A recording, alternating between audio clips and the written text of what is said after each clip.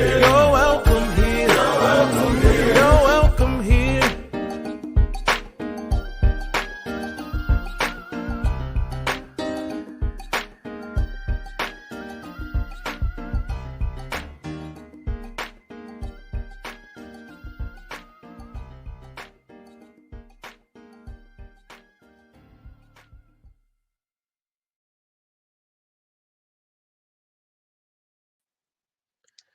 What is going on, everybody? This is Christian Smith. I'm the pastor of the faith community. Thank y'all for joining us for the Biblical Wisdom of WAP. This is going to be interesting. Shout out to my man Brandon Pear and Truth Productions for helping us produce that little jig that you heard during the countdown. That's our theme song at TFC. So shout out to Brandon Pear. Y'all make sure y'all check him out. Listen, today is going to be super dope. I hope you came ready. I need you to do me a favor.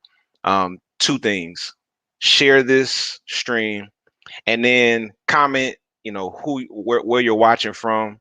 We love to know who's interacting with us. So please do share this stream and comment where you're watching from, because we're about to really get into it.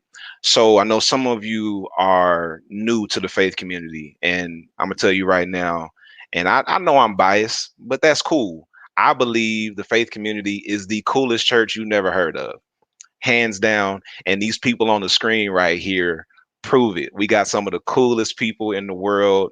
Shout out Elizabeth Alvarado in Brooklyn, Viviana Soto in Saginaw, Michigan. Yo, it's what's up, man. Thank y'all so much for joining us. Walter Bishop from California, Robert in the Bronx. Yo, thank y'all so much for being a part of this stream. We are really appreciative. Make sure you share. Make sure you share. So quickly, let me kind of give you a breakdown of who TFC is, because it's important to understand our paradigm when you engage what we do, because we're not your average church. And I know a lot of churches say that. A lot of churches say, oh, we're different. And then you engage the church and find out actually they're not really different. They just dress different, but the theology is all the same. So when we say we're different, like theologically, we're different from almost any church that you've ever been a part of. Our church was established on 5 keys, the 5 keys of our ministry that saturate our teaching, our preaching, everything that we do. One of them is anti-racism. We're big on anti-racism. Another one is women's equity, which is the reason for today's stream. Like we believe in women's equity. The A third one is LGBTQ plus affirmation. We believe in the full affirmation of our Q plus brothers and sisters and siblings all throughout. So that's another major thing. And then the fourth one is something called Bible criticism. That's one that people are generally confused about.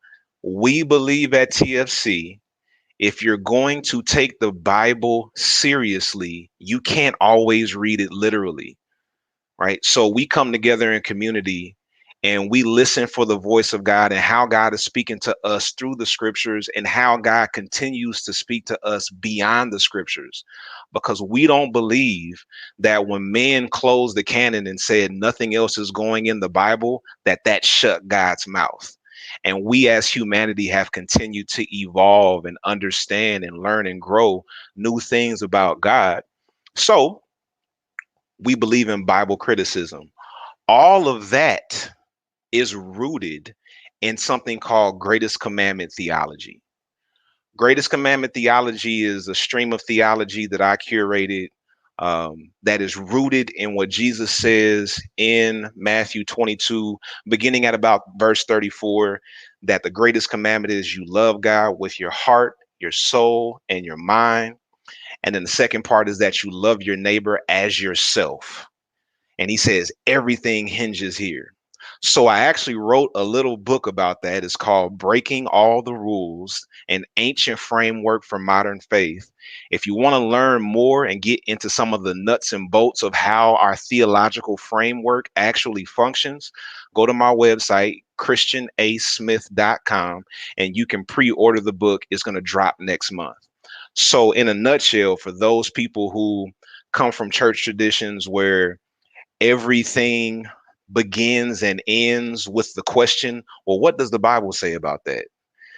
What does the Bible say about that is not the default question at TFC. We believe the Bible is sacred, but it's not sovereign.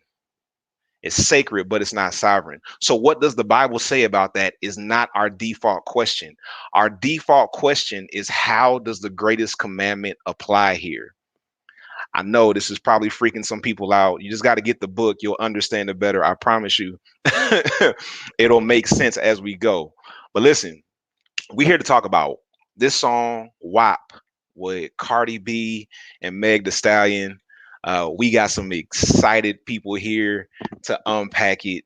And I want to give everybody an opportunity to introduce themselves as we get into this conversation. We're going to have some feedback from people. Also, if you have questions, please do put them in the comments. We want to hear your questions. Let me give a disclaimer right now, okay? We're talking about the song WAP. So there may be times where we say something that is more explicit than what you would expect from a church setting, but that's part of the problem, that we can't talk about sex openly in church because it's so stigmatized. So we try to, censor everything that we say. If in a minute here, you're gonna understand why I'm saying this. If you cringe at any reference to sex, this may not be the stream for you. There are plenty of churches who stream all the time. They may be better suited for you, but we're talking about the song WAP. So, go ahead and loosen up a little bit. If you need to pour you a glass of wine, pour you a glass of wine. I'm a bourbon drinker myself. So if you need to have a little dram of bourbon, do what you got to do, but go ahead and loosen up. We're going to have a fun conversation. My mom is on here. Mom, why don't you listen to the next one on the next one? You come log off, mother. Tuesday's good for you, not tonight. Listen on Tuesday. I'll fill you in Tuesday. Hey, listen. The reality is, when I talked to my mom about it, I was like, Mom, everybody's stressing about WAP. Other people don't have sexually explicit lyrics. My mom said, I know Tank, he is nasty. That tank is nasty, ain't he? So this is what I want to do because I'm in my mid-30s, and I'm gonna be perfectly honest with y'all. The response that I've seen to this song has been mind-boggling to me, especially from my generation.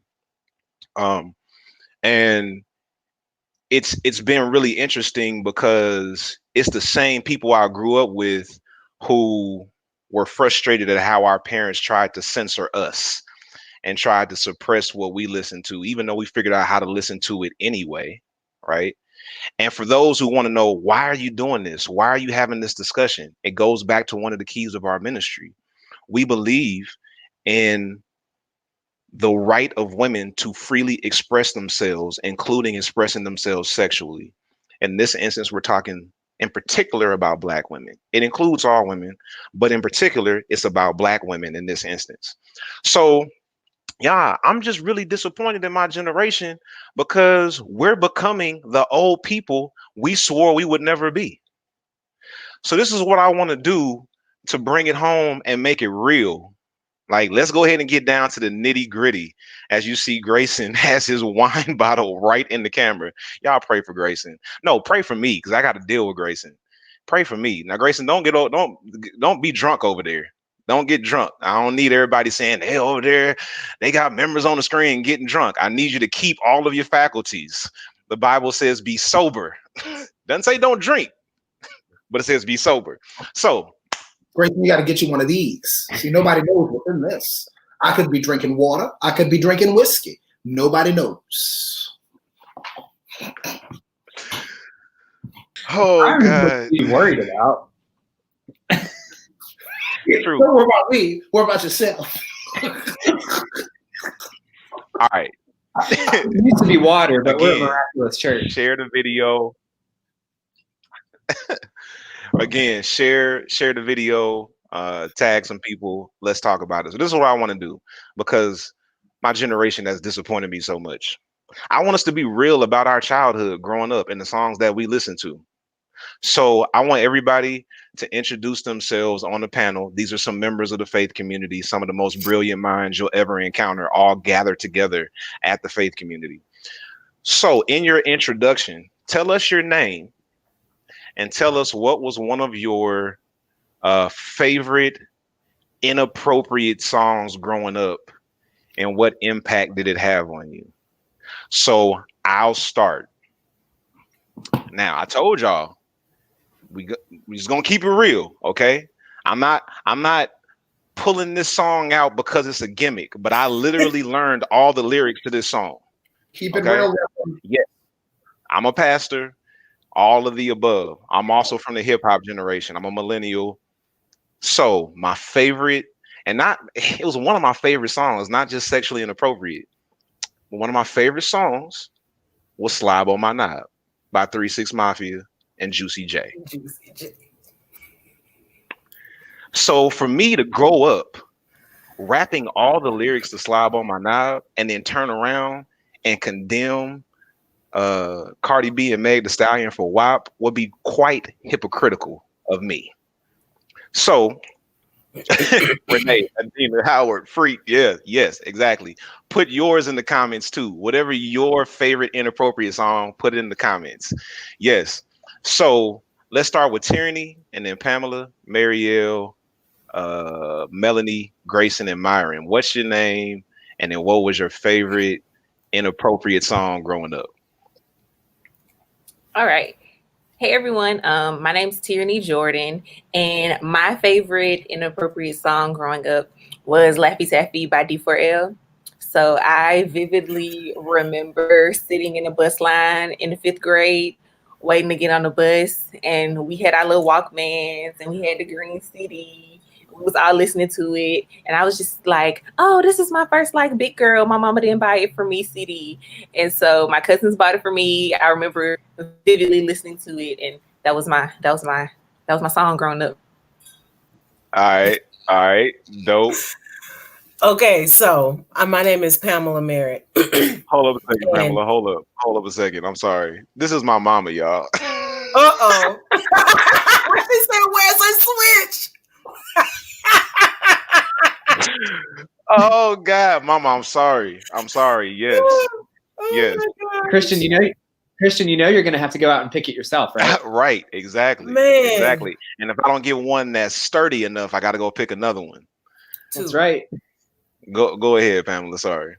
So I was just gonna say that it's not even it still is one of my favorite inappropriate songs that I know word for word is Doggy Dog World by Snoop Dogg featuring the Dog Pound, which consists of Daz and Corrupt and the fabulous Dramatics.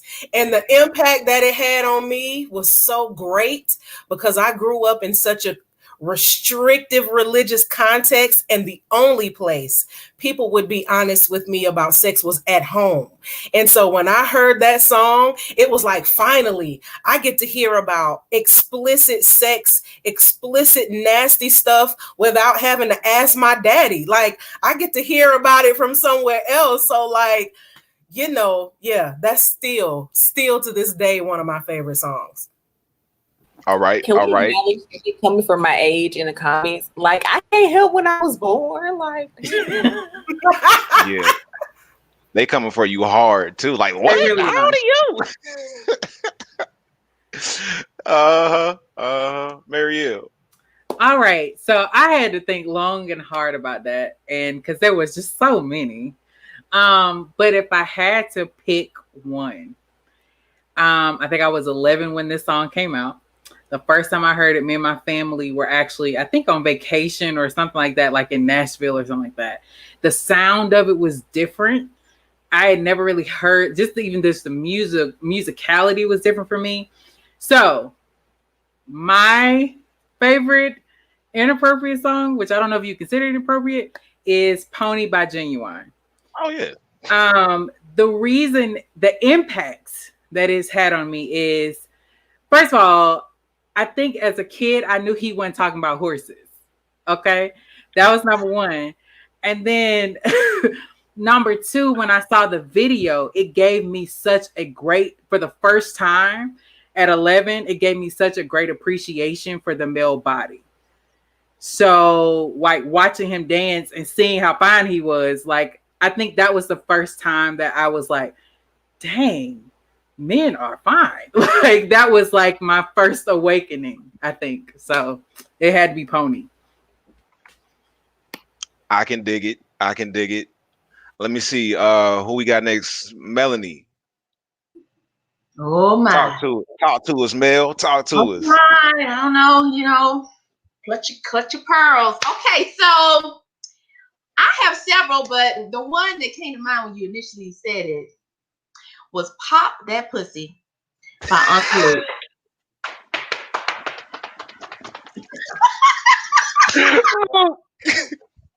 Oh, so, it's totally... Yes. Melanie, I've never heard you talk like that. Wait a minute. Hold up. Pause. Y'all, Melanie is my longtime friend. Like, me and Melanie been friends for years. I'm talking about closely connected. I've never heard Melanie say that. Oh, let me mute Melanie. I'm sorry. I totally interrupted you. I'm sorry. I'm muting myself. Go. This is a raw conversation, right? Please go with God, please. What I'm saying, and so it made me curious because my upbringing was totally keep your legs closed. That's about the only thing I heard about sex, which left me with this wide gap of, well, I'm a female and I want to know what they're talking about. What is this popping pussy and what does that mean and stuff? So it made me want to explore more and find out more since nobody was talking to me. I said, I'm going to figure this thing out. So that's my song.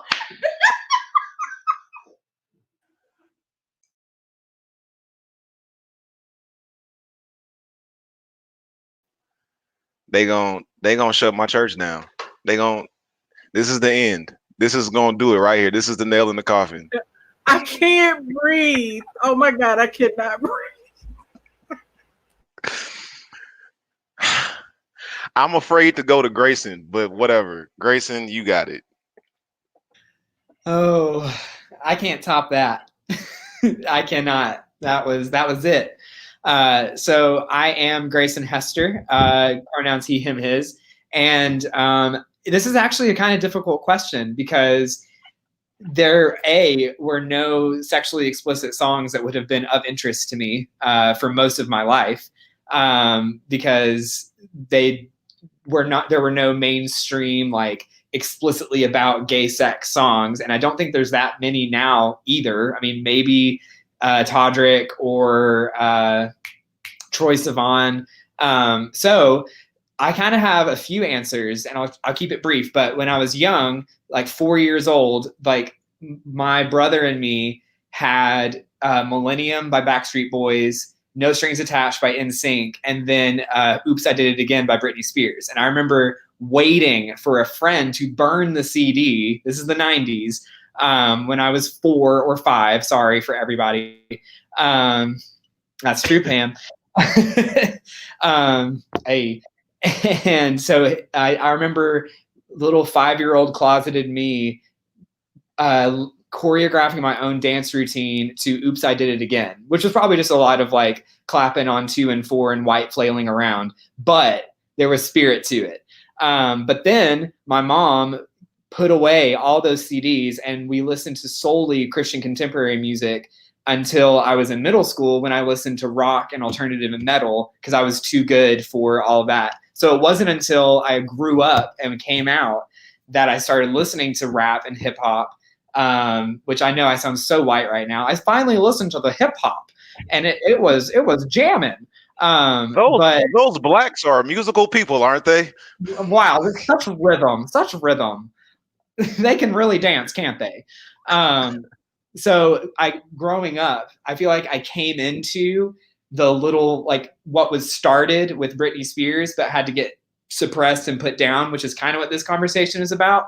I kind of came full circle with that, with 2 songs, Partition by Beyonce, which is a bit sexy, and then Only by Nicki Minaj. Those 2 represent to me like a coming out and a coming into of sexually explicit songs. And I love them both dearly. Yes, sir. Yes, sir. Last but definitely not least, I'm going to let you introduce yourself. Go ahead, man. I'm the worship pastor here at the Faith Community. So if you get kicked out, I get kicked out too. We run this thing together, Doc. So I got to tell a story in order to kind of tell you about this song here. So I was at a brunch for my cousin's birthday last year, and the DJ mixed these 2 songs, and I shed a tear right there in the brunch. I shed a tear. Now, I don't know if I shed a tear because I felt seen or because I was drunk. I don't know why I shed the tear, but a tear came out. So the first song he mixed was Kurt Franklin's Stump. Y'all know Stump. Makes me clap my hands, makes me want to dance and stump. And then the next song he mixed them together was Back That Ass Up by Juvenile. He said, girl, you're looking good. Won't you back that ass up? Makes me clap my hands. Makes me want to dance. And stump, I felt seen in that moment. And a tear came out of my eye. And I said, my God, that's me in a nutshell. That's me in a nutshell. Yo, I told y'all. It's me. TFC is the coolest church you never heard of. I was like, oh my God, this man is speaking to my life right here in the Bronx. Oh God, this is hilarious. So we all grew up exposed to some type of sexually explicit content. We all did. Let's not act like WAP is the first sexually explicit song we've ever heard. And what we're here to talk about is how generally when men do it, it's no problem. Yeah. Especially when men talk about women's sexuality. But when women talk about their own sexuality, now all of a sudden it's a problem. So I want to go ahead. We're gonna get into it and hear some people's feedback. Again, if you have questions in the comments, please drop those questions. But I want to give everybody an opportunity to just kind of share, like, you know, what are your thoughts on WAP and how it has impacted the culture and how the culture has responded to it. I want to start with Marielle. Marielle, tell us what's your take on this? So first I had to tell you, when the video came out, the video is just the visuals, the colors, the fashion, just bomb. I just have to say that on top. But for me, watching Christian men specifically, but there were some Christian women have complete meltdowns over this song was very interesting to me because the thing that I walked away from the song with is a celebration of sexuality, right? It is this beautiful, I know what I want. I know how I want it done. I know what pleases me. And I also know how to please my man and my partner.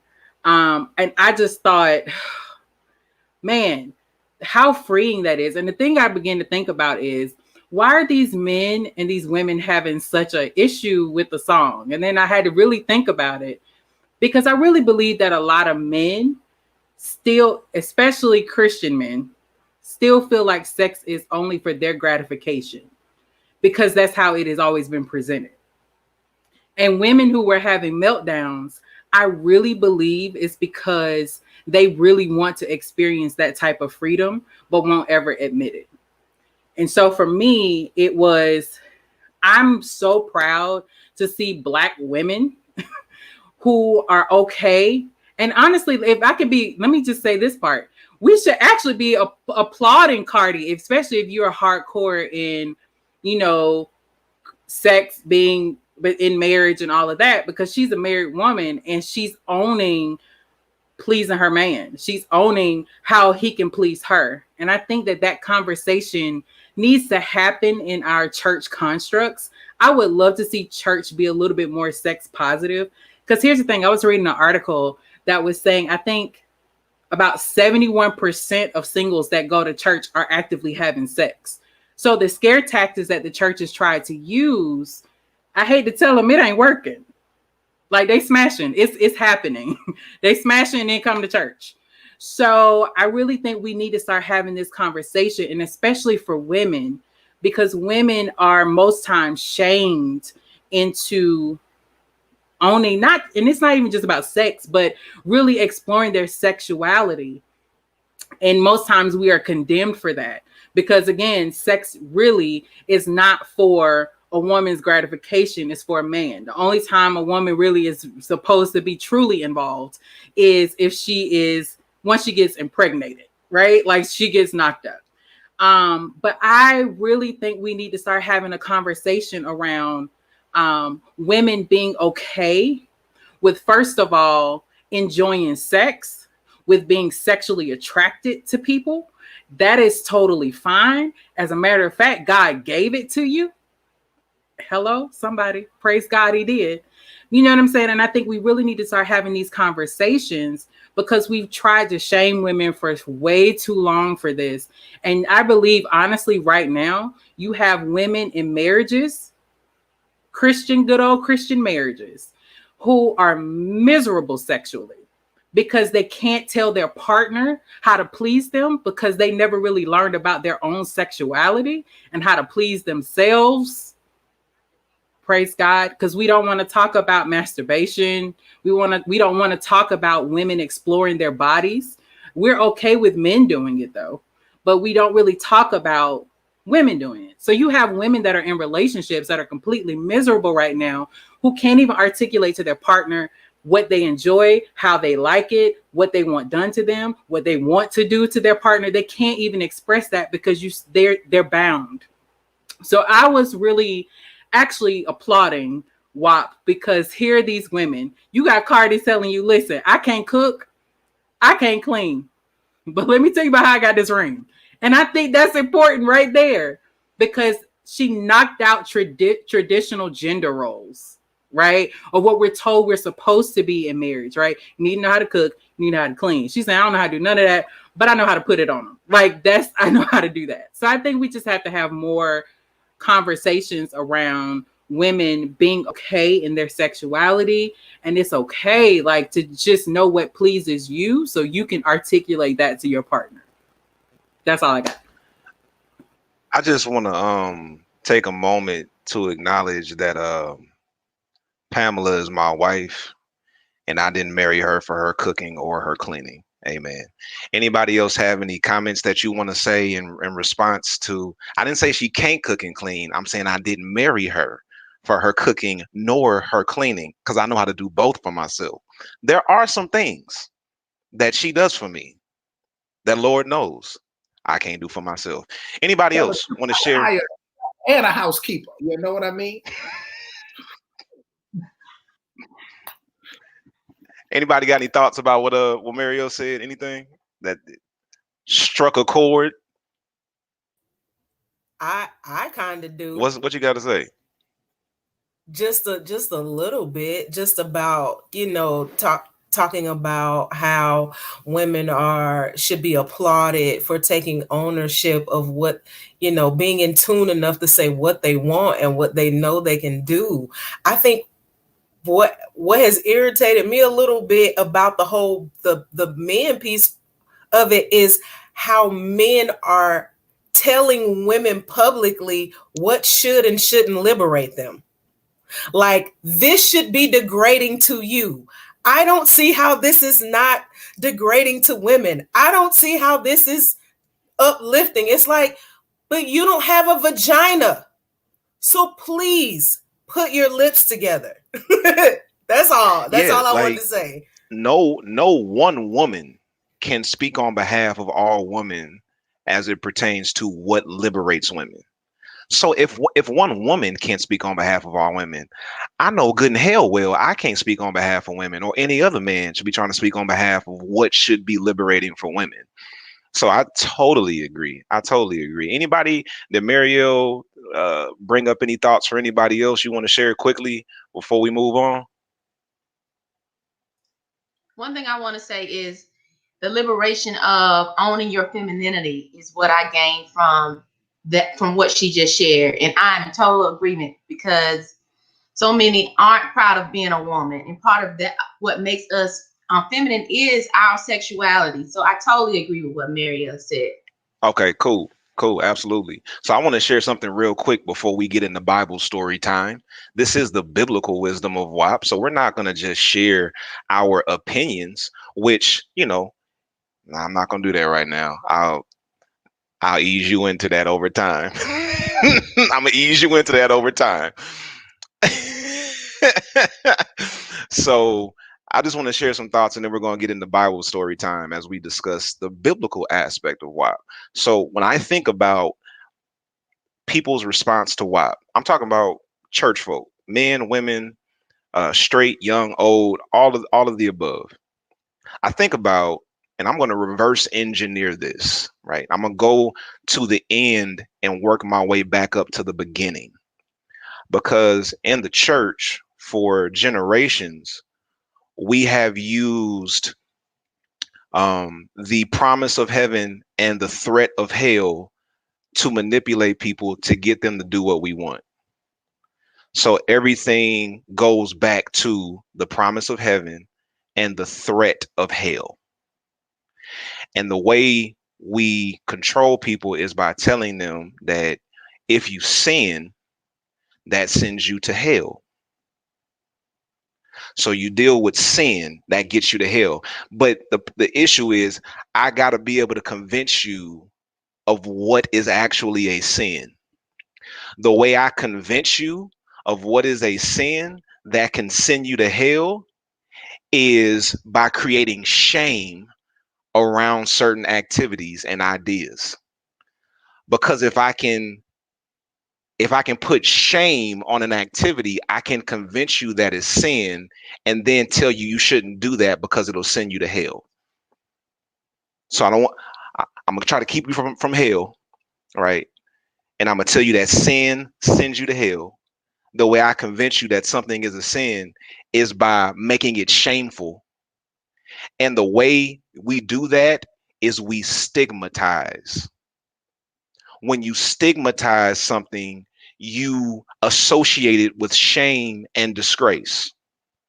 We have stigmatized sex so much in the church that for us to have a conversation about it is considered sinful in some people's eyes. The fact that we're having this stream because sex is so stigmatized, we associate it with shame and we call it sin. And then we feel like if we do it, we're going to hell. But can I just be honest? Sex is a beautiful thing. And I think everybody should be honest because it's the thing nobody wants to talk about, but everybody wants to do. And when it comes to Cardi B and Meg, they were talking about what they enjoy sexually, what they like to do, how they feel about their sexual prowess. Now, that doesn't mean the song is appropriate for all settings because it's not. We're not going to play WAP at the faith community. That's not what we're going to do. It's not appropriate for every single setting, but we're not going to stigmatize sex so that people feel ashamed every time sex comes up and then associate it with sin and feel like they're going to hell. That's what we're not going to do at TFC. And that's what the church has done to so many people, which is why when Black women talk about their sexual prowess, it makes everybody uncomfortable because we've associated it with shame. We've stigmatized it. And we think that this beautiful thing that God created, not just for procreation, but for recreation. I'm going to say that again, not just for procreation, but for recreation. We take it and we make it this bad thing.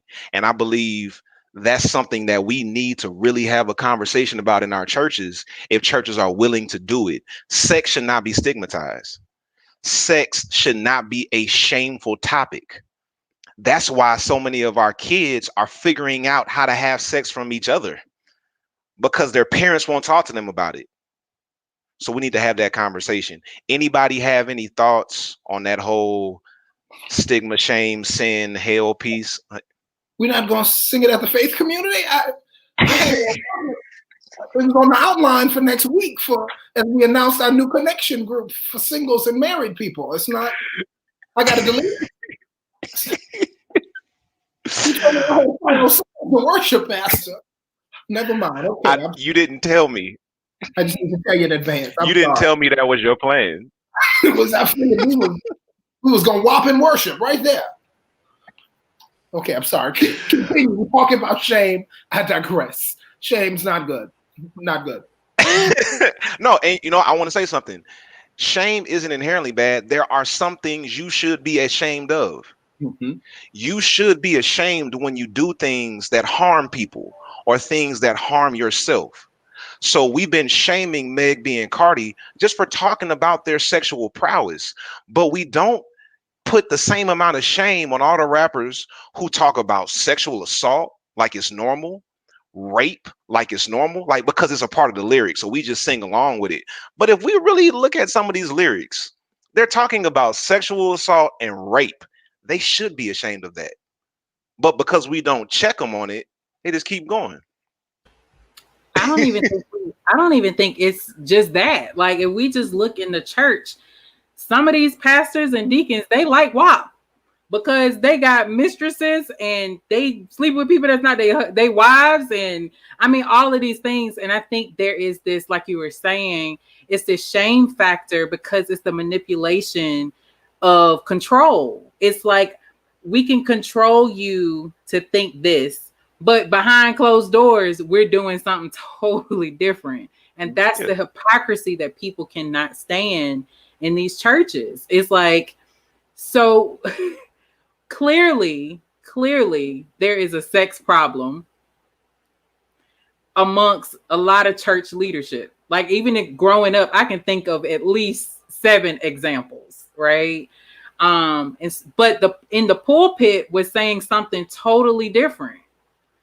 But then we find out you got not only your wife, but you got a side piece, baby on the side. You got all of these other things. So I think that the shame of it is really just a manipulation tool. It's not, because they clearly are doing it. They enjoying it. So I had a thought, and the thought is this. One of the few things that compete with the church is sex, because the job of the church is to bring us closer to God. But if you want to go back to the Old Testament, before God gave the assignment to worship, he gave the assignment to WAP. He said, he didn't say praise me and worship me. He said, be fruitful and multiply. That's how you praise me and worship me. So the two things that bring us closest to God are us doing what he told us to do. And then the other thing that brings us close to God is lifting up our hands in worship. So we look at them as competing entities when we're really supposed to WAP and we're really supposed to worship. And they both bring us back in fellowship with the divine. I love my church. I have something that ties in directly with Myron, talking about the competition between the church and sex. You are absolutely right, because that is exactly how the purity movement got started. It came off the cusp of the 80s, which was sexual liberation, drugs. We had the AIDS pandemic. We had like just people leaning into their true sexual expression. And the church got terrified. And the church got terrified because they felt like, oh my God, we're going to lose control of all of our young people to this sexually dysfunctional world that we're trying to keep them safe from. So what they did was they created this purity movement. And I can't remember what the spawns of that was, like True Love Waits, Keeping Her Heart, all of these little spawns of the purity movement, because that was the church's reaction. Not proaction. That was the church's reaction to the 80s and the sexual nature of people finding themselves and being liberated and living in that truth out loud. Because people have always lived their truths, but not necessarily in public. But the 80s came along and people in these waves started to do this stuff out in public. And the church's response to that was, we need to put chastity belts on all of our youth. So we're going to create this thing where you make this promise to God. You make this promise to your dad. You get this ring, you sign this card, you get the certificate, and you create this whole thing that's really just an idea, but you make it law.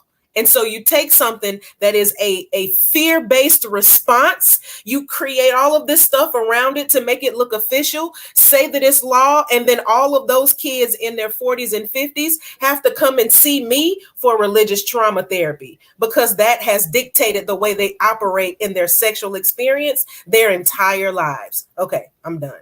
And I want to add to that, Pamela. One, the church that was so leaping to talk about purifying sex was the same church that turned away people dying from AIDS because it was the gay cancer. So churches are like, oh, we need to have purity. Now, what kind of purity of heart leads a church to turn away somebody who's dying of a disease just because of the sexual orientation or the drug use that might have caused that disease? And then since we're talking about, this being Black women, and to quote Dr. Shaniqua Walker-Barnes in I Bring the Voices of My People, identity is not additive, it's multiplicative. And so it is, race times gender equals race gender. And so this assault on Cardi B and Megan Thee Stallion's sexualities, of course, isn't solely gendered. It's also not solely racist. It's racist, gendered, sexist. And so if we're thinking about like that religious right movement that you're talking about, Pamela, which one facet of it, of course, was the True Love Waits, purity culture, all of that, the religious right that bolstered Ronald Reagan and got him into office, Ronald Reagan, who didn't say a word about AIDS until over 90,000 people had died from it, was these institutions like Bob Jones University and like Liberty University and these far right evangelical institutions that were losing control of segregation or of segregating their schools. They were no longer able to play the race card and keep their schools segregated. And so they, who had originally praised Roe v. Wade, the Southern Baptist Convention praised Roe v. Wade, then decided that abortion was going to be the issue that would rally all of these Christians and into this deep, truthful, biblical morality that in fact had been pulled out of some white man's ass just 2 years ago. And so then so that's why it's racist and gendered, right? So like, because they were no longer allowed to be quite as racist as they had been, they decided to attack women's bodies and queer people's sexualities and women's sexualities and sexuality in general to build a coalition to put into office a former actor turned governor who then was losing his ability to think. I'm not talking about Trump, am I? And so that, and I'm not discounting what you're saying, I'm just adding to it that it's that racist patriarchal system combining into what we're seeing today. Can I throw one comment before we go in the Bible? One more, and then we got to move on to Bible story time. One more, Myron, go ahead. Competition between the preacher and the WAP.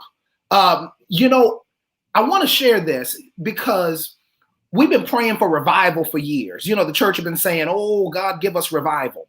But the warning I got to give is that when revival comes, oftentimes it doesn't look like what we anticipated revival to look like. You remember over in Acts 2, everybody wanted, the Messiah to come. In Acts 2, revival comes. Peter comes down and on the day of Pentecost preaches this sermon. And he says, God will pour out his spirit on all flesh, and your sons and your daughters will prophesy. Well, right before he makes a reference to sons and daughters, he says your manservants will prophesy and your handmaidens will prophesy. The idea of a handmaiden there in that particular culture was not just a servant, but she really was a sex worker. How do we know that? Because over in Genesis, Abraham gets with his handmaiden Hagar and has Ishmael, okay? So maybe revival comes through the people that we don't expect it to come from. And so we should be careful about judging people who don't do what we do and don't look like we look like, because that's exactly who God anoints and brings revival through. So there is no competition between me and the women of the WAP, because I never know if God is going to shut me down and raise them up. I just want to be available so that God can use whoever he wants to use. If anybody wants to book Myron Randall for speaking engagements, you can just reach out to the faith community. We'll set it up. So I want to get into Bible story time. One thing I want to say quickly is that a major problem with this issue and many other issues that we face in the church is that too often Christians publicly condemn what we privately enjoy. And that's a major issue. We publicly condemn what we privately enjoy. Sex is one of those things. So, Bible story time. Is going to lead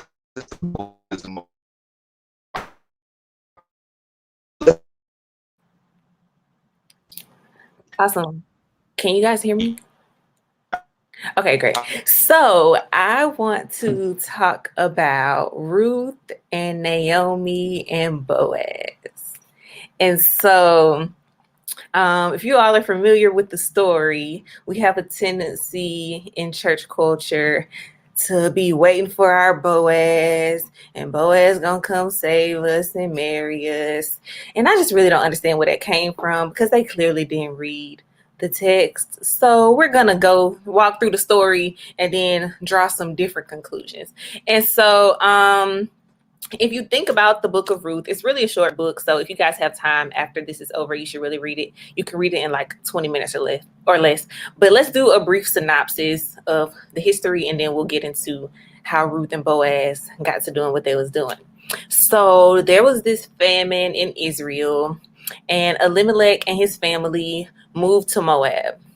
Then Elimelech died. And so he had two sons, and they married women from Moab. So they married foreigners.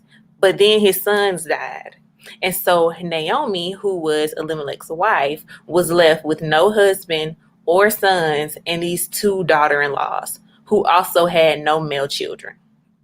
So Naomi decided to return to Israel, and her two daughter-in-laws, Orpah and Ruth, decided to go with her. And so They followed her, they went with Naomi, but then Naomi was concerned about their well-being.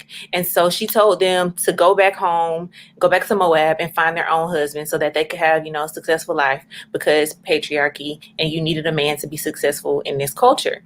And so Orpah complied with that advice and she went back home to Moab. But Ruth said she wasn't going. She said she was going to stay with Naomi and she wanted to go back to Israel. So when they got back to Israel, Ruth was reduced to gleaning fields. And so basically that means like going to the field and picking up scraps. So they didn't have any money. They didn't have anyone to provide for them, protect for them. And so she was gleaning fields for food.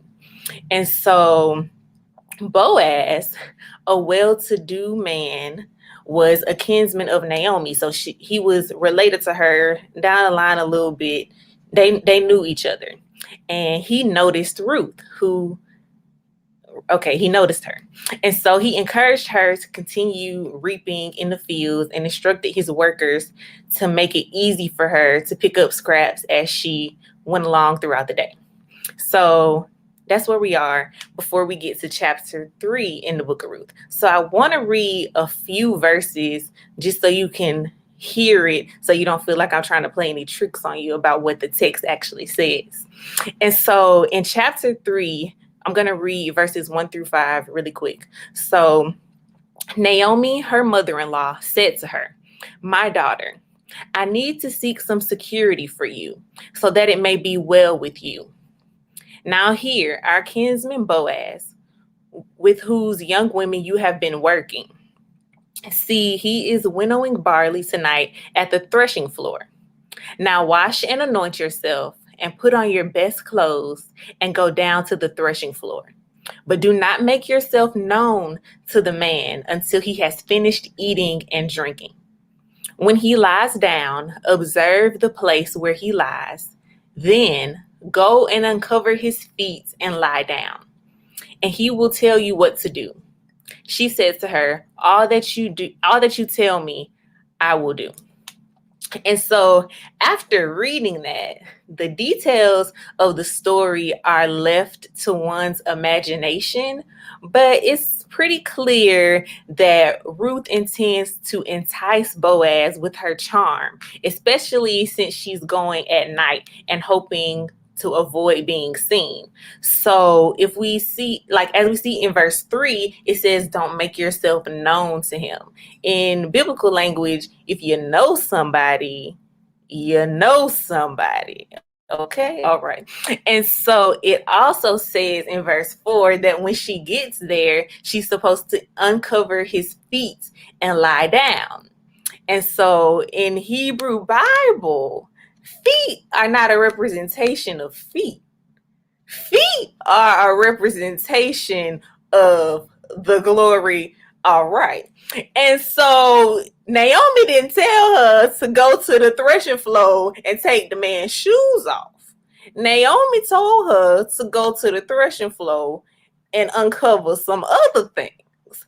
And so for me, as we're talking about the biblical wisdom of WAP, I was like, well, what's your definition of biblical? Because, if it just means that it's in the Bible, well, I mean, we have the story. It's right here. She gave her the instructions and she followed the instructions.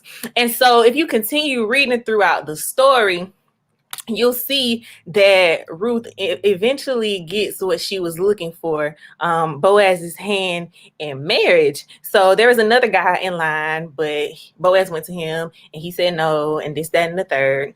And so Boaz, in skillful negotiation with the other man, who therefore declined, redeemed Ruth's hand in marriage and did this in front of witnesses and publicly and all this other thing. So Boaz was the next of kin, or he had the right to receive the gift that was Ruth and all of those things. And so if we talk about the story of Naomi and Ruth in context of WAP, Naomi was encouraging Ruth to find security. She wanted her to be able to have a better life. And so people been using the WAP to find security since the Bible. So I will quote my favorite person on Twitter right now, who said that Naomi and Ruth walked so that Cardi and Meg could run. So using the WAP to get the things that you are looking for is not new. So like Marielle told us early, Cardi told y'all that she don't cook and she don't clean, but she told you how she got the ring. And Meg said, asking for a car while, doing the thing, and it'll be out there tomorrow. So we've been using the WAP to get security since the Bible days. And so just because people like to paint this narrative and this picture that women don't have control over their bodies and they don't have sexual agency, sexual freedom, they knew what they were doing.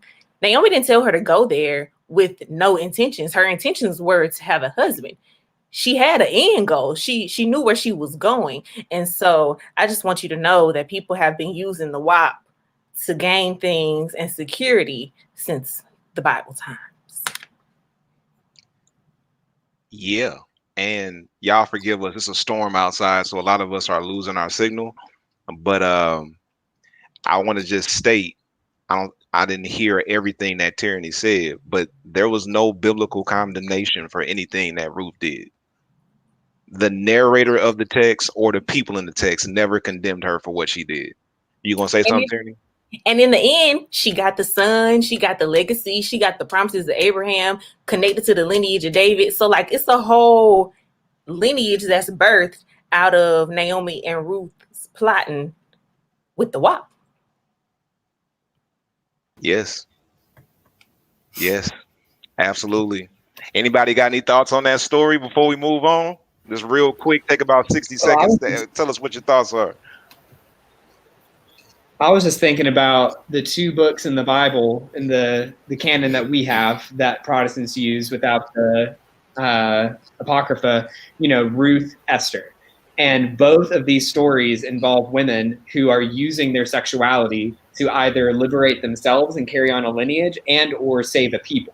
So maybe we're controlling women's bodies, women's sexualities, Black women's bodies, women of color's bodies, because we recognize at some level that to let that free means to let the people free. And we ain't about to do that because we got to make money off their bodies being in prison and on drugs and doing everything except living and being free. Yes, sir. Yeah. For me, the first thing that it made me think about is, so I work at the largest college institution in the state of Georgia. And I found out maybe about a year ago that particular institution is the #1 place in the country for sugar babies. If you don't know what a sugar baby is, it is a person who has a sugar daddy who pays for tuition, cars, whatever they need. And in return, sex and companionship is typically associated with them receiving an allowance. Typically, they'll have a, monthly allowance. And the thing that I remember when that story broke, people were like, oh my gosh, don't you want to condemn that for your students? I was like, hell no. I was like, first of all, it's hard out here in these streets. Let's just talk about that. They trying to pay tuition and all of this other stuff. I'm like, if she gonna use it, use it for your benefit. I wasn't even gonna knock it. And I was like, I'm not condemning any of my students and I found out a couple of my students, I think, actually were sugar babies. No condemnation. Because I'm telling y'all right now, we in the midst of the pandemic, and I done had a couple of men slide in my DMs asking me did I need a sugar daddy. And I done really contemplating it because I'm like, listen, it's hard over here paying these bills. I'm just saying. So when I heard that story, it made me think about that, because a lot of these students are doing that, and they're coming out of college debt free. They're coming out of college with new cars, wardrobes, going to some of the best places because they're using the power of the WAP. So And I think we need to like be clear that this conversation, this topic is so nuanced. So don't take what we're saying and say we're telling all the women to go out and get a sugar daddy. We're telling all women to go out and become sex workers. That's not what we're saying at all. What we're saying is the conversation is so much more nuanced than the church has allowed for it to be for so long. So when we talk about Ruth basically getting a sugar daddy that ultimately brought her into his house and married her and gave her everything that she wanted, what we're saying is that's biblical, which is everybody's favorite word. Well, that's not biblical. Biblical worldview. Biblical. All right, that's biblical. Now what? Now can we have a real conversation about the nuances of these situations that people find themselves in? So let's move on. Oh, Myron, I was you got gone for a minute. Were y'all handing out sugar mamas? Because if so, I need to unbutton another one. I'm just saying, if y'all sugar mamas, you can slide in my DMs and I'll respond. Mama Randall, he playing. I promise you, Mama Randall. Please. Randy Randall over here. You know your son is crazy. Don't pay him any attention. Mom's not on anymore. She left a long time ago. I'm free, ladies. I'm here for you. All right. Pamela, we want to hear from you. What are your thoughts on WAP? I enjoyed it. I mean, I enjoyed the visual. I enjoy both artists separately. I mean, you know that. You my husband. So, I mean, you know, I love both Megan and Cardi B for very different reasons. And so I wasn't surprised by the response that I was seeing and that I was hearing. What's interesting to me is that a lot of people don't understand the root of the oppression of women, especially Black women, has been something that we've been enduring since our enslavement in this country, about who owns our bodies, buying and selling our bodies, who gets to dictate what gets done to our bodies and how often it gets done to our bodies. Breeding, which is what was our title when we were enslaved people. And so that narrative has carried itself through enslavement, through the civil rights era of the comparison of Black women to white women being very pure, being very well kept and put together and saved and sacred and chaste. But because of the way we were handled during our enslavement and used for breeding, and there was actually something that was called socialized sexual activity that prepared young girls who were enslaved to be breeders before their time. That was encouraged on the plantation. So that narrative has always been controlled by men. How our bodies are to be used, who's going to explain what to do with it, what we can and can't do, what medicine we can and can't take, whether we can take birth control, whether we can have an abortion. All of our everything has always been controlled by the system of patriarchy. So to have two young Black women in their mid-20s, because neither one of them are close to 30. I think Cardi may be 27 and Meg is like 24, 25. To have these young Black women take that ownership back and say, no, I'm going to describe what works for me and my body. I'm going to say what my body is used for. I'm going to say how often it's used and how often I want to have kids, or whether I do or don't want to have children, how good I want it to be, what I want to do to you and what I want you to do to me. That causes what Christian likes to talk about at the faith community. It causes dis-ease. Because the narrative that we've had about women and our bodies, especially Black women and our sexual expression, that narrative has been a disease running through our system, running through our community, running through our media that just completely over-sexualizes us. So here we have women saying, no, I'm going to do that for myself. I'm going to talk about that for myself. It causes dis-ease with people. People are extremely uncomfortable publicly, not privately, but they're publicly uncomfortable. So, you know, the dichotomy of that, I posted about it this morning, the dichotomy of like, I know you in real life, so I know what you do and what you talk about. And then you get on a public platform and say, shame on them. Like, come on, man. Don't be a walking, talking hypocrite. We have enough of those. Just lean into your truth. I promise you it's okay. I promise you it's okay.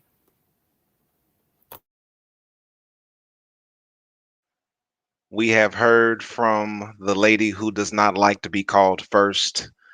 God bless you. We appreciate you for what you have imparted into our lives on tonight.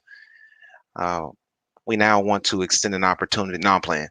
I got churchy real quick. That was great. That was excellent. You hit the nail on the head. I want to keep going because I want to get to our next Bible story time, because we got one more Bible story y'all really need to hear. We got one more Bible story y'all really need to hear.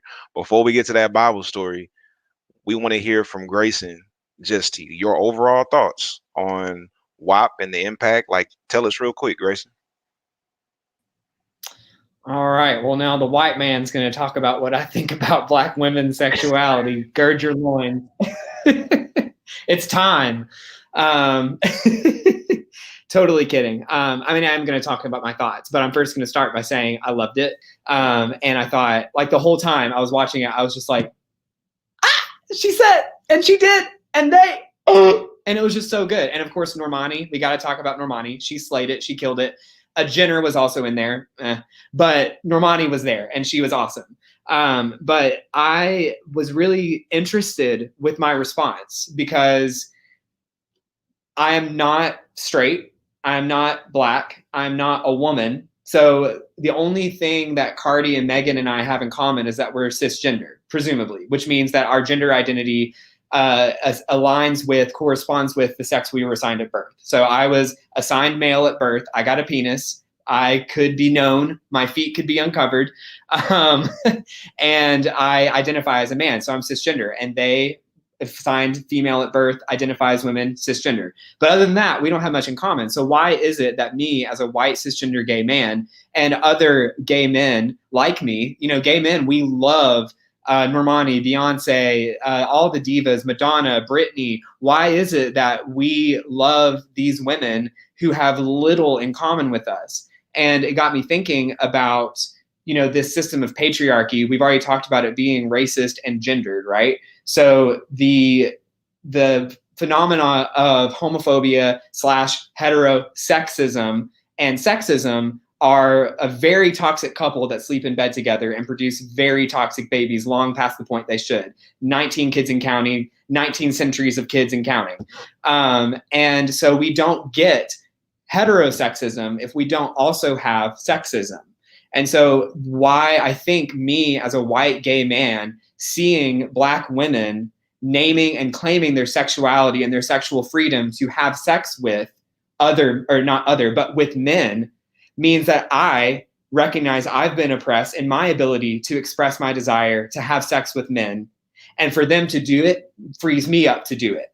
And obviously there are so many different layers to it, but I think why, I saw Black gay men, Black queer men all over my timeline just freaking out about this, while Black straight men and white straight women are losing their minds, is because they can't even talk about sex in the first place. So to see it displayed, what words are they going to use? They've made themselves unfluent for years. But then us, the queers, who have had to fight for our sexuality, when we see sexuality displayed, we see freedom, we see liberation, we see a political revolution against those systems that tell us that for us to have pleasure is for them to lose control, as we've said.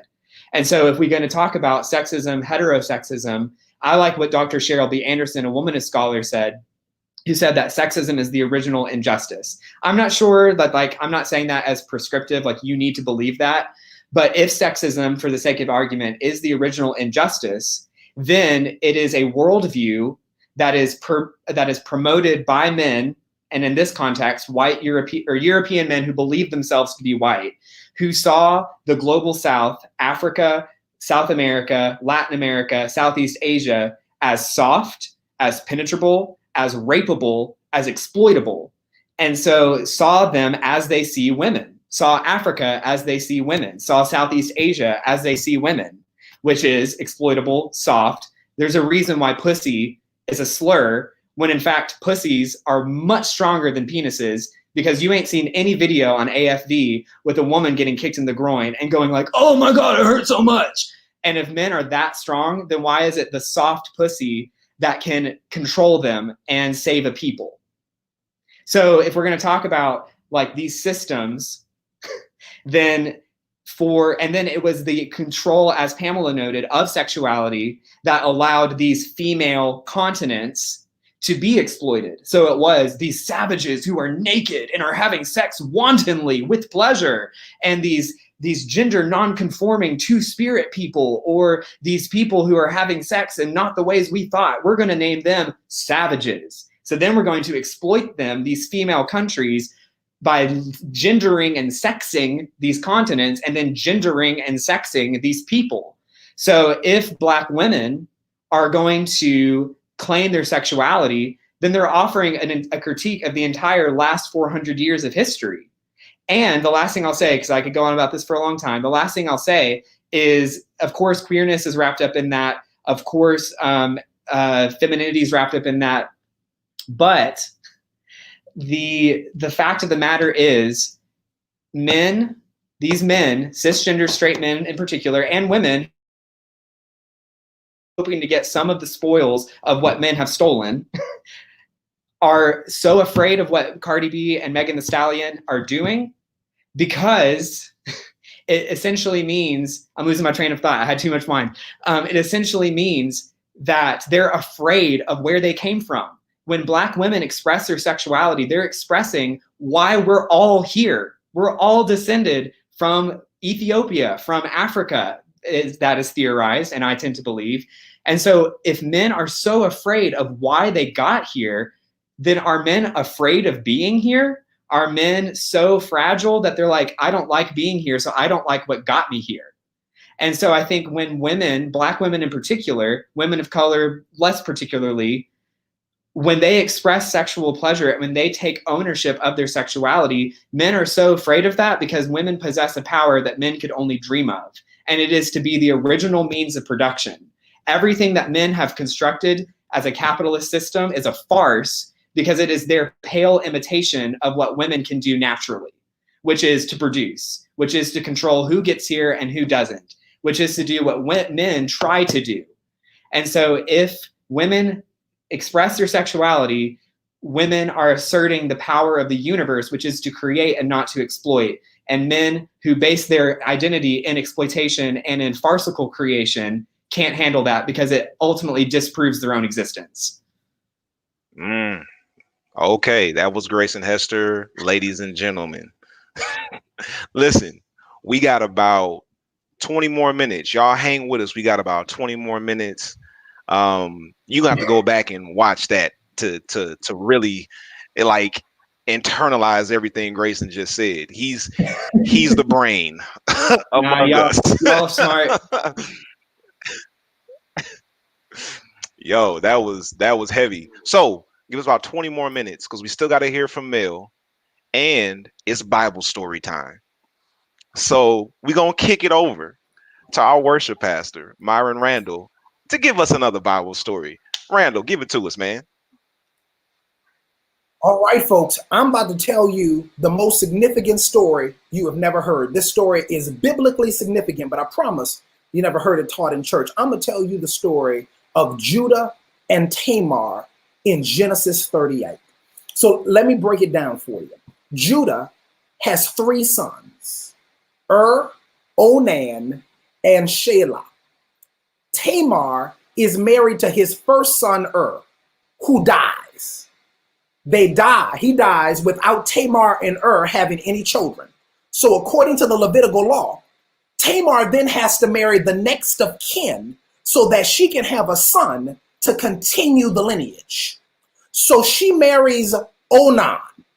So Onan marries Tamar, but there's an issue here, because they get together, they know one another in the biblical sense. Okay, they know each other. They Al Greening, let's get it on. That's what's happening.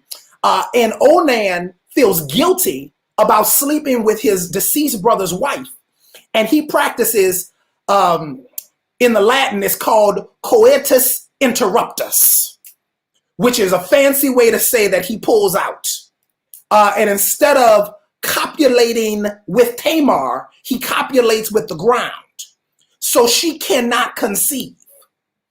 And God is mad at Onan for doing this because it's against the Levitical law. This is in Genesis 38. It's in the Bible. In Genesis 38, God strikes Onan dead for practicing coitus interruptus and not finishing the job. So, according to the Levitical law, because she has not had a son, she then has to marry the next in kin. So she approaches Judah and says, Onan is dead. I need to marry Selah. Judah goes, listen, you are cursed because all my sons are dying after they marry you.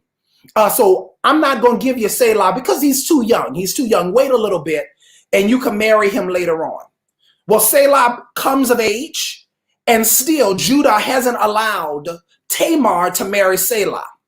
So Judah's wife dies and Judah is upset about it. And so he decides to take a trip to a city called Timnah. Tamar hears that Judah's wife is dead and that he is going on a trip to Timnah. And so she decides, well, you know what? I'm going to lie in wait and I'm going to catch Judah for messing up this whole thing. I'm just trying to be in order. I'm just trying to do what the Levitical law says. So I'm going to get Judah. I'm going to get Judah. So this is what Tamar does. She launches a plan. And the Bible says this, that she stands by the gate of Timnah and she covers her face with a veil so that she looks like a lady of the evening. She looks like a sex worker and stands there and she propositions Judah, whose wife has just died. And Judah sees her and he cannot deny. And he goes to go ahead and get with Tamar, who he thinks is a lady of the evening. This part I had a little problem with. He gets down to getting it on with Tamar and he doesn't have any cash to offer her. This is in the Bible. He doesn't have any money to give her. So he says, listen, I'm gonna get the cookie on credit. I'm gonna give you my staff. I'm gonna give you my seal. I'm gonna give you my coat.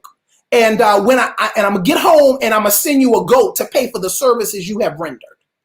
So she keeps the credit, the items that he has given in promise of getting a goat for when he gets back home. But keep in mind, this was a setup. Tamar was setting him up. So he goes back home, sends the goat back, thinking that he is going to get his collateral back, that she's going to send him his staff and his seal and his coat. He sends the goat to Timnah, and the people say, there's no ladies of the evening, there are no escorts here in Timnah. So you must have the wrong place. There are no escorts here. And he gets upset, he gets mad, and he launches a search to find the woman who has deceived him.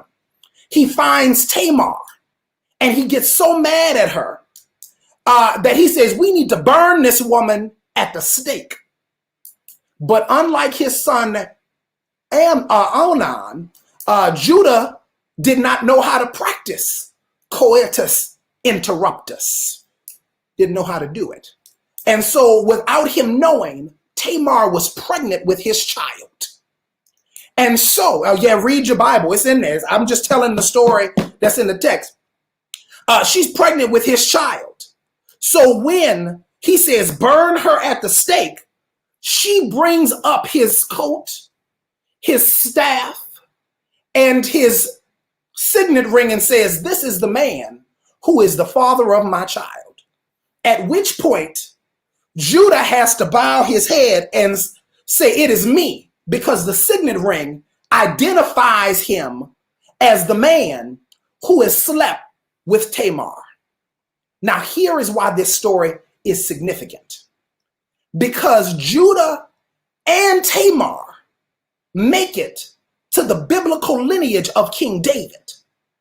And then they make it from the biblical lineage of King David to the biblical lineage of Christ. So when you read the lineage of Christ, the name Tamar, the sex worker, is in the text the name Judah, who hired the services of a sex worker, are in the lineage. Let me tell you a little bit more. Let me give you a little bit more significance. So the purpose of a biblical lineage is this. It's to substantiate the throne. It is to suggest why the person who is on the throne is on the throne.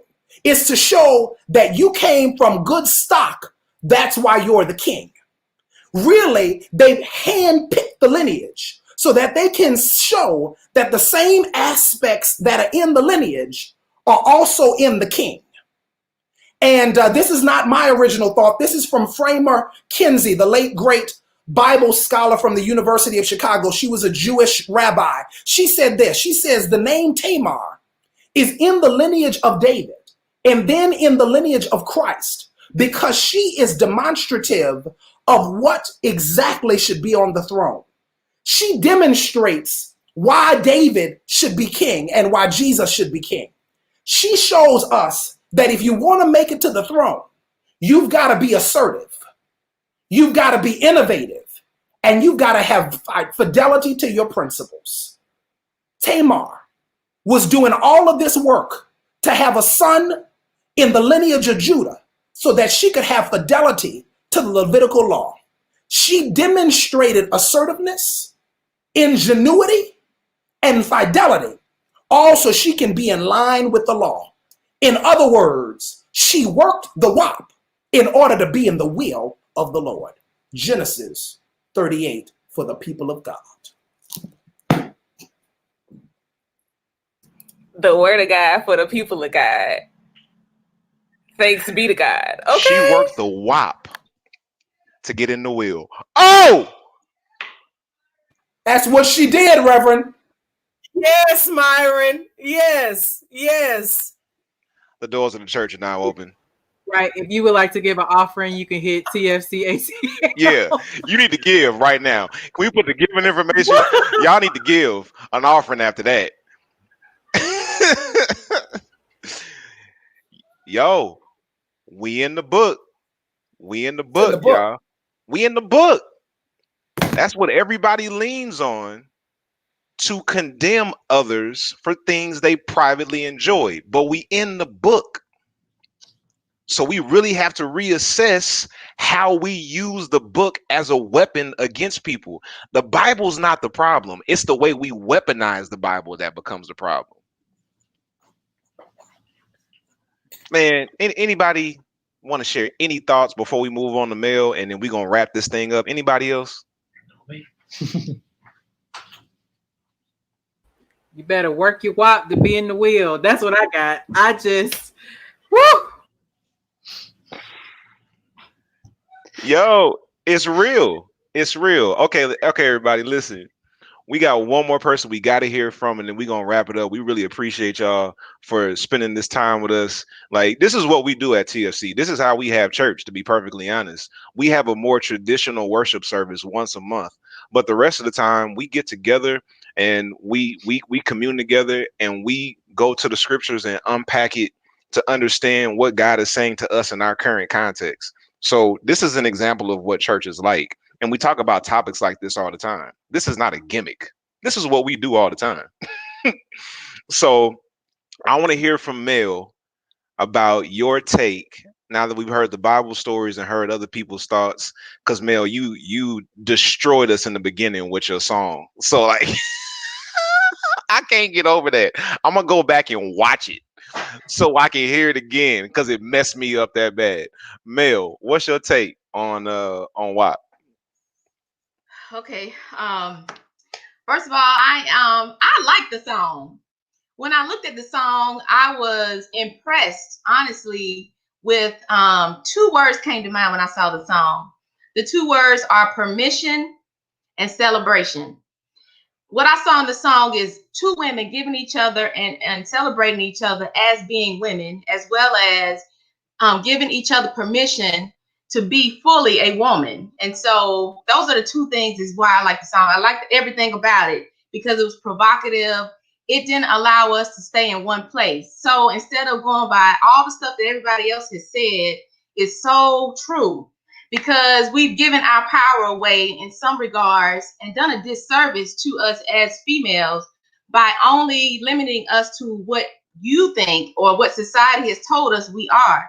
So from that perspective, to me, it celebrates that side of us because we are complex, but the side that it's celebrating that song is our sexuality and giving us permission to take ownership of what we decide to do with that, giving us permission to take ownership of how we choose to live our life based on our morals and our ideas of who we are as a person.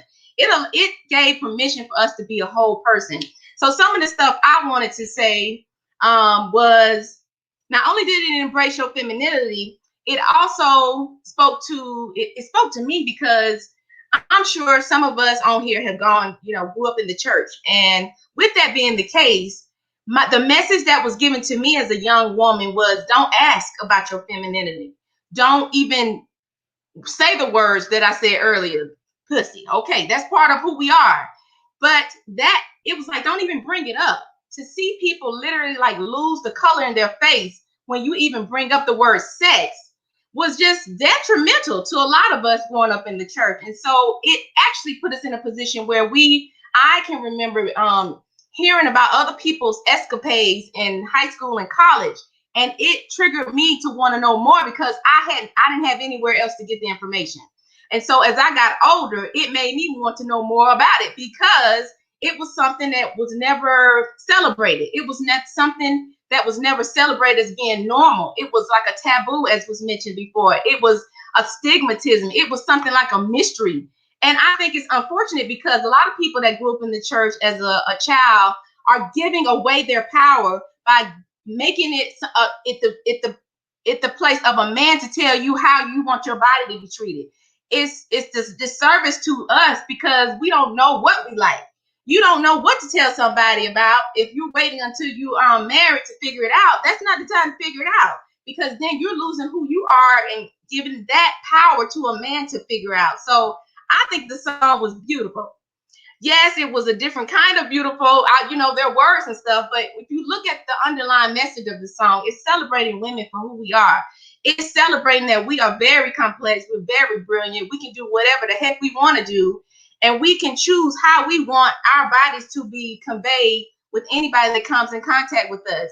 It spoke to them actually using their mind in a powerful way. We are not just our sexuality. We are so much more. But in order to get people's attention in our society, you had to use something from a visual perspective that is that provocative for you to just even give us a chance to be heard sometimes. So I thought the song was very clever because it's gotten what it needed to do. It's gotten people to talk about this. It's getting people to feel uncomfortable with it, but that's the way we were grown up. I can speak for myself. I grew up in a church where it was like, just close your legs. Don't ask me nothing else about it. Just close your legs.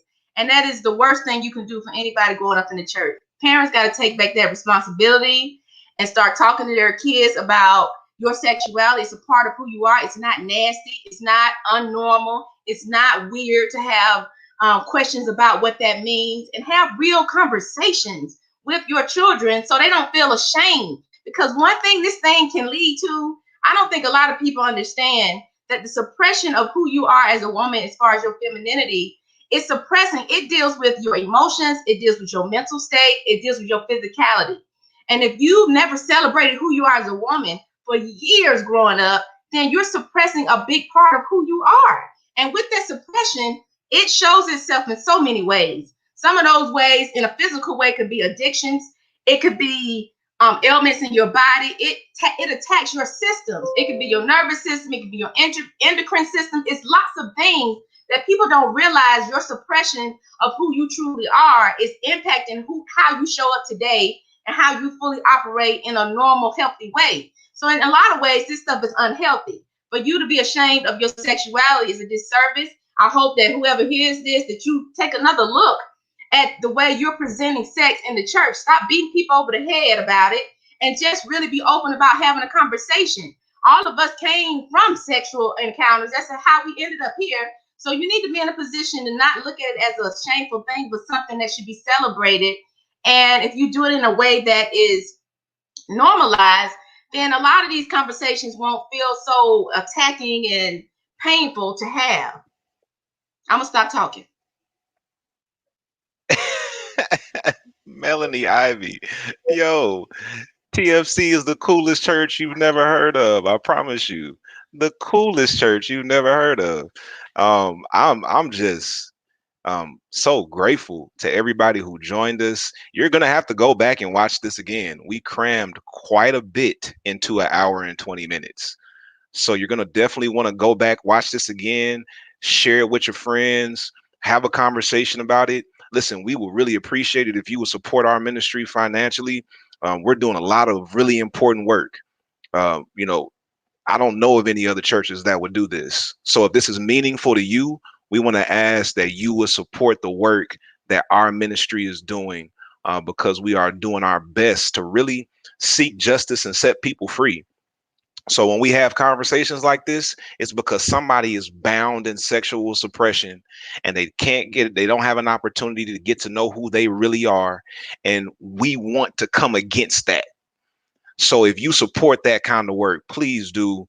The giving information is on the screen. If you want to engage us beyond this, tonight is an extended version of what we call TFC Presents. Every Tuesday and Thursday, we come on live on Facebook and YouTube at 7:30 to do a different version of TFC Presents. And this is just a sample of some of the amazing people that are a part of the faith community. And it just keeps getting better from here, I promise you. So please join us. We gather on Saturdays at 4 o'clock is the time when we gather. Don't look for us on Sunday morning, because Sunday morning we're chilling. We don't gather on Sunday morning. We gather on Saturday afternoon. That's not something theological. That's just the way it worked out. We'll tell you the story one day. So join us on Saturdays at 4. If you text the word disruptive to 31996, that'll plug you in to keep up to date with what we're doing. And if you want to actually unite with our church, like if you want to be a member of the faith community, listen, we would love to be your church family. I would love to be your pastor. Pamela would love to be the lady that you do not call first. But seriously, we would love to engage with you. We would love to unite with you. So text disruptive to 31996. When you do that, you're not committing to anything but a conversation. We just want to talk to you, kind of get a feel for what you're interested in, how you want to engage, and then just let you take it from there. Last thing, and then we're done. If you're wondering, how do you people have the nerve to think on this level? How do you have the nerve to freely say this stuff? What is your basic framework for how you process this information? What gives you the boldness to do this stuff? I want you to go to christianasmith.com, pre-order the book, Breaking All the Rules, an ancient framework for modern faith. That book will open your eyes to so many things that you never considered. It's a framework for faith. We've been doing the faith community for years now, when people are always asking, so what is the objective truth? And what about sin? And loving yourself, that's risky, that's provocative, and so on and so forth. Listen, y'all, I've been explaining it so much, I decided, you know what? I just need to write a book about it, so that people can have something to hold in their hand and actually go through it. Breaking All the Rules is the book that you need. Go to christianasmith.com and pre-order the book. It drops next month. Thank y'all so much. Can we bring everybody back up? Thank y'all so much for being a part of this. Please do share. You guys are incredible for hanging out with us. Thank you for your time. And to my TFC family, I love y'all. I swear I love y'all to the moon and back. I wouldn't do this with anybody else. I probably couldn't do this with anybody else, because nobody else is crazy enough to do this with me. So thank y'all for being crazy just like me. And we're going to see everybody next time. The next time you can join us is on Saturday at 4. Just text disruptive to 31996 to get the information. Love y'all. Peace out.